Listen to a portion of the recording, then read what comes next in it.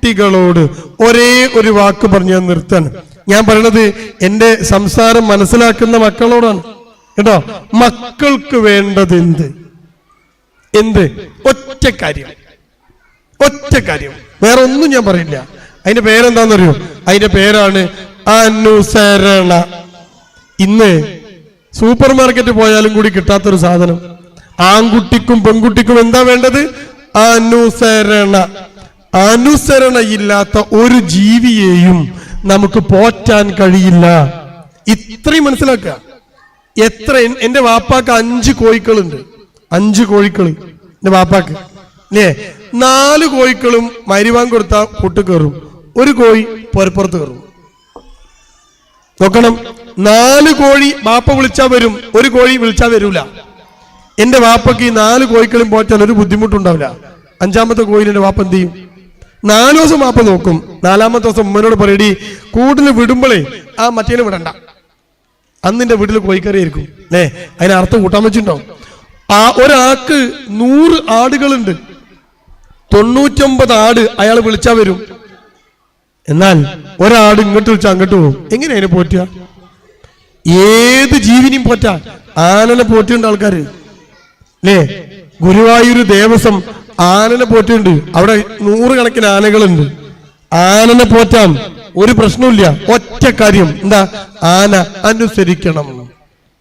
കോഴിയെ പോറ്റാം, അനുസരിക്കണം. നായയെ പോറ്റാം, അനുസരിക്കണം. മക്കളെയും പോറ്റാം, അവർ അനുസരിക്കണം. നമ്മളെ കുട്ടികളോ പറഞ്ഞാൽ കേൾക്കൂല. ചെറിയ കുട്ടിയും കൂടി പറഞ്ഞാൽ കേൾക്കൂല. മോനെ അങ്ങനെയല്ല, എങ്ങനെ ഉണ്ടാകുന്നല്ലോ, മോനെ ഫോൺ പഠിക്കണ്ട, എങ്ങനെ ഇതിനെ പോറ്റുക? കോഴിയാണെങ്കിൽ അറുത്ത് കൂട്ടാൻ വെക്കേനി, പോത്താണെങ്കിൽ വിറ്റാ പൈസ ഇട്ടീനി. ഇതിനെന്താ ചെയ്യാ? ഉണ്ടോ?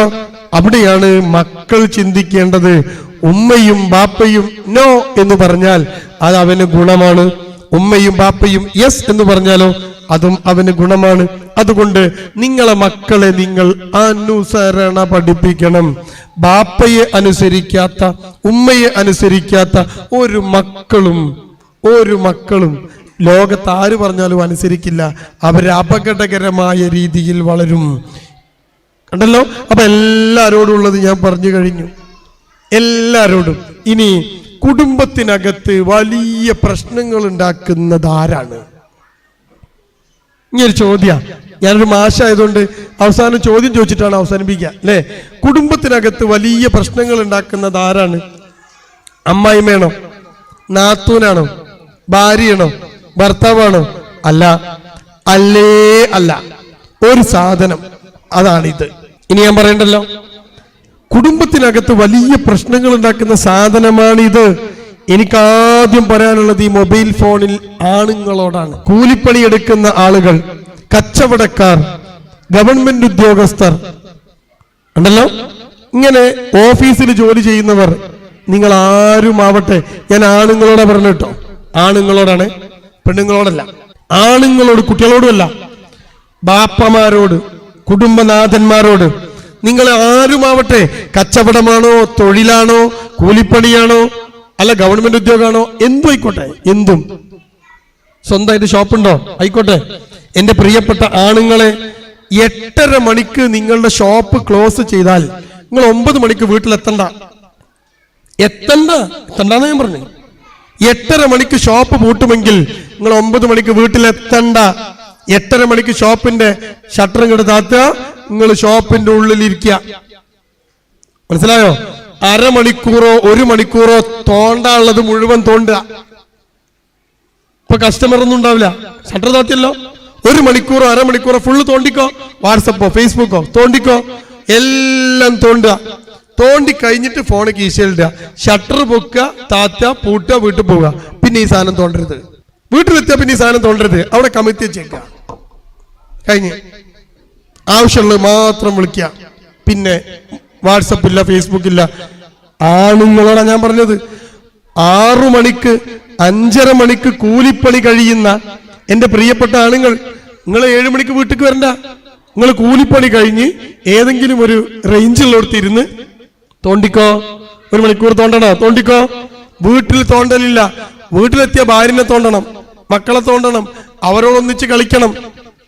ഇതില്ല. നമ്മളെ വീട്ടിലെ അവസ്ഥ എന്താ? ബാപ്പ കെട്ട് വരും, പണിയും ചെയ്യണ്ട്, കുളിച്ചു മാറ്റിയൊരു കള്ളിത്തിനടുത്ത് കൊലായിൽ വന്ന് 2 കാലും കയറ്റിച്ചാണ് തോണ്ട് തന്നെ. ഇതിന് മക്കളോട് പറയാൻ പറ്റുമോ നമുക്ക് മോനെ നീ തോണ്ടരുതെന്ന്? പറ്റുമോ? പ്രിയമുള്ള പെണ്ണുങ്ങളോട് നിങ്ങൾക്ക് നോക്കാനുള്ളത് മക്കളും ഭർത്താവും ഇല്ലാത്തപ്പം നോക്കണം. വാട്സപ്പ് നോക്കിക്കോ, കുടുംബത്തിന്റെ ഗ്രൂപ്പ് നോക്കിക്കോ, നിങ്ങളെല്ലാം പ്രതികരിച്ചോളൂ, ഒരു പ്രശ്നമില്ല. എപ്പോ മക്കളുണ്ട് വീട്ടിൽ, ബാപ്പയുണ്ട് വീട്ടിൽ, ഫോണില്ല, ആ ഫോണ് മാറ്റിവെക്കണം, മക്കൾക്കും മാറ്റിവെക്കണം. ഇങ്ങനെ ഈ ഫോണിന്റെ മുകളിലുള്ള ഒരു പ്രോട്ടോകോൾ നിങ്ങൾ ഉണ്ടാക്കണം. അല്ലെങ്കിൽ ഈ സാധനം നിങ്ങളുടെ ബന്ധങ്ങൾക്കിടയിൽ മതിൽ കെട്ടിക്കളയും. ഭാര്യയും ഭർത്താവും തമ്മിലുള്ള ബന്ധമില്ലാതെയാകും, മക്കള് ബാപ്പയും ഉമ്മയും തമ്മിലുള്ള ബന്ധമില്ലാതെയാകും.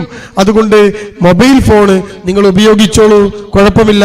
പക്ഷേ രാത്രി വീട്ടിൽ ബാപ്പയും ഉമ്മയും മക്കളും ഒരുമിച്ചിരിക്കുന്ന സമയം, ആ സമയത്തെ സൈക്കോളജി ഒരു പേര് വിളിക്കും, ഉത്കൃഷ്ടവേളകൾ.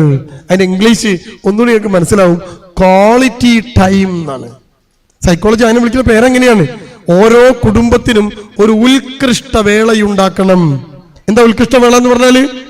ബാപ്പയും ഉമ്മയും മക്കളും സന്തോഷത്തോടെ ഒരുമിച്ചിരിക്കുന്ന സമയം. നിങ്ങളെ കുടുംബത്തിൽ എത്രത്തോളം ഉത്കൃഷ്ടവേളകളുണ്ട്, ആ വേളകൾ നിങ്ങൾ ഉണ്ടാക്കണം. അതിനാണ് നാം കുടുംബമായത്.